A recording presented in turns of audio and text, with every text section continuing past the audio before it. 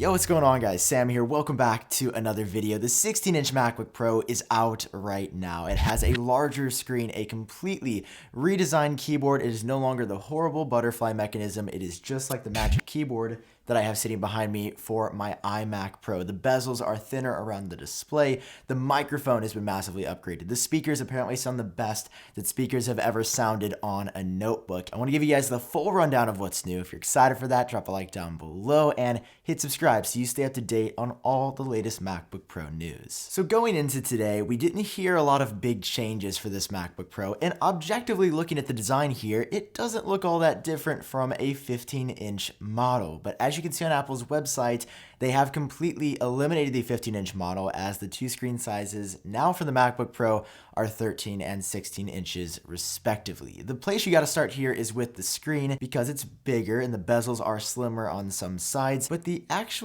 specs of the screen haven't changed nearly as much as I had hoped. I was really dreaming of some XDR display functionality or a screen that got a lot brighter.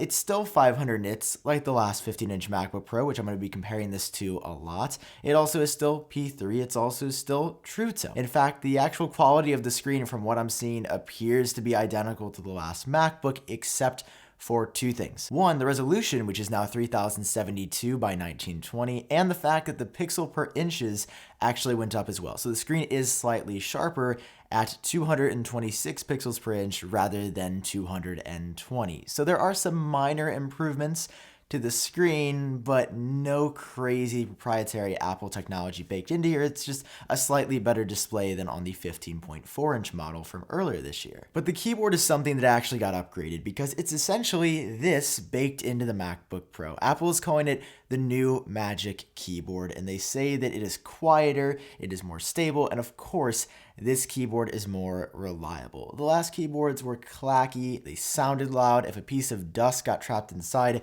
in some instances, keys would stop working, they would break, and for years, Apple kept trying to refine that same butterfly mechanism that the design team was seemingly so proud of. It wasn't working, it wasn't a good strategy, so Apple finally listened and gave people what they wanted. But that's not all, ladies and gentlemen, because the keyboard actually has some more specific upgrades than the keys themselves, like the fact that the inverted T-shape for arrow keys is back, so using those is better than before. Also, for the touch bar, which I still to this day do not understand much use for, Apple kept that around, but there's now a dedicated escape key on the left. That's so nice to have. It's so great that you don't have to touch a little bar to get the escape key. I use that all the time. It's annoying. And now on the right, there's a dedicated Touch ID sensor, which I feel like really won't change anything, and it's mostly aesthetical. Speaking of the way this MacBook Pro looks, a big criticism in the past was the fact that the heat management system here just wasn't good enough for Apple to ever get seriously good performance out of the MacBook Pro.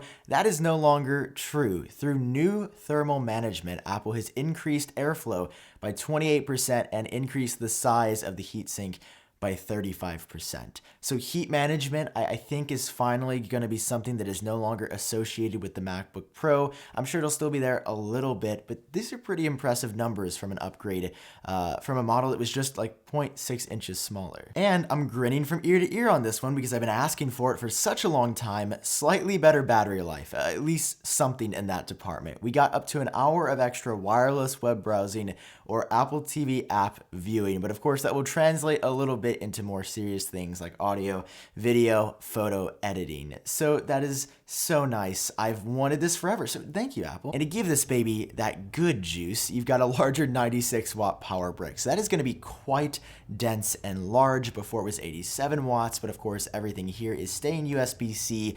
The ports around the MacBook Pro are still USB-C 3.1 Gen 2, and they're all Thunderbolt, so no changes there. But the power brick, the battery life, better heat management, I mean, that could be an upgrade by itself. So let's talk about what this is actually good for, which are better CPU and GPU components. The base MacBook Pro for $2,399 ships with a 6-core i7, and any 8-core MacBook Pro that you buy, because Apple first added that to the line earlier this year, they're sticking with 8-core yet again. You get an i9 processor. So I think for the base configuration, you're looking at the 2.6 gigahertz 6-core Intel, configurable up to the 2.4 gigahertz 8-core Intel i9. For graphics, you're getting the Radeon Pro 5300 on the base model with 4 gigabytes of video RAM, and then you can upgrade it to 8 gigabytes of RAM and the 5500 Radeon Pro graphics on the slightly more expensive model. So pretty good stuff there, and I'm really excited, more than just what the specs say and what these processors can do on paper,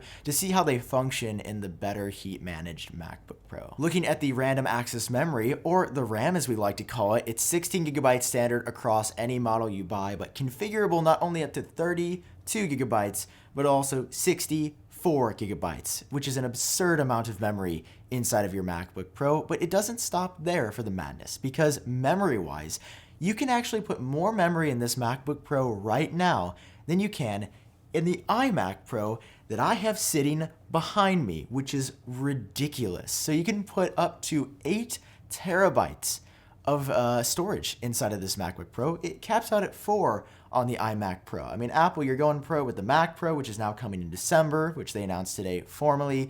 You're going pro with the MacBook Pro. I feel like the iMac Pro is almost left in the dust here, as it actually hasn't seen an upgrade since 2017 when it was released. Now, for a couple of bells and whistles. The speakers got a huge upgrade this year, where on the previous 15-inch MacBook Pro, they were only stereo modules. You now get 6 speakers on this MacBook Pro. Apparently the bass, treble, mid-range sound amazing. One reviewer describing it as unlike anything they've heard from a notebook before.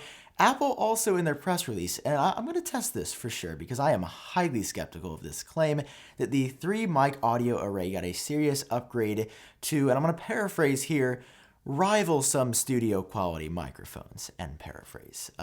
That sounds ridiculous. I'm recording on like a nice mic here, so I would love to run those through their paces, because I have a hard time believing that a MacBook microphone is going to do the job and do the job right. So what's not pro about this MacBook Pro? What are the shortcomings? Because of course there are some. The price is still relatively steep, but not nearly as insane as we thought. The base model starts at $23.99, and then to upgrade to like the 8-core i9 and the faster video graphics, that's going to cost you $27.99. And that's actually the model that I chose to get, just because I do a lot of video work and I wanted something a bit better than the base model, but I also didn't need to spec this out to what now can be up to $6,000. So pricing is not too crazy actually.